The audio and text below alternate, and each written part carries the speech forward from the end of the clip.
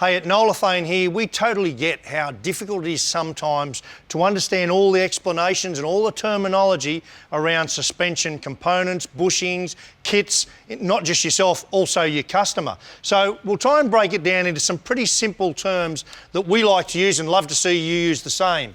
Now, when we're talking about components, we always try and go car, the component, then the location of the bushing on that component. So if we split a car into different planes, obviously there's a front and a rear.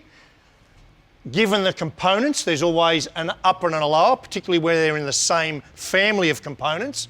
And then of course, there's an inner and an outer. So if you divide a car from the top, the inner is obviously towards the centre, outer is outboard of that. So the best way to probably explain this is if I picked out 3 components here that I've just put a circle around on my drawings. Again, this is just the really basic stuff so you get it. Now, here, if we pick this component here, so that's obviously front of car, because we talk about the car first. Next thing we know, it's an upper. So out of the upper lower, because they're both wishbones or control arms out of the same family, it's an upper bushing we require. Then in terms of whether it's inner and outer, well, that's on the inside. You can see the A-arm. That's an inner bushing.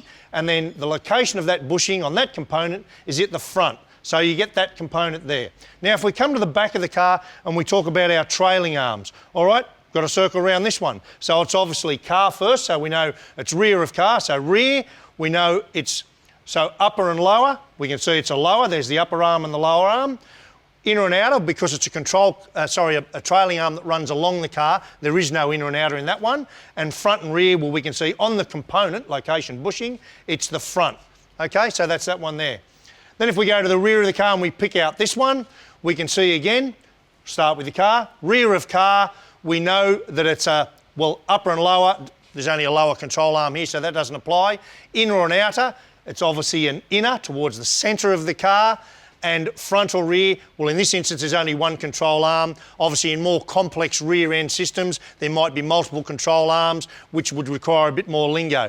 But I hope that helps you understand what's sometimes pretty complex. And as I say, if you can stick to that lingo, that'll help yourself, it'll help us, it'll help us all.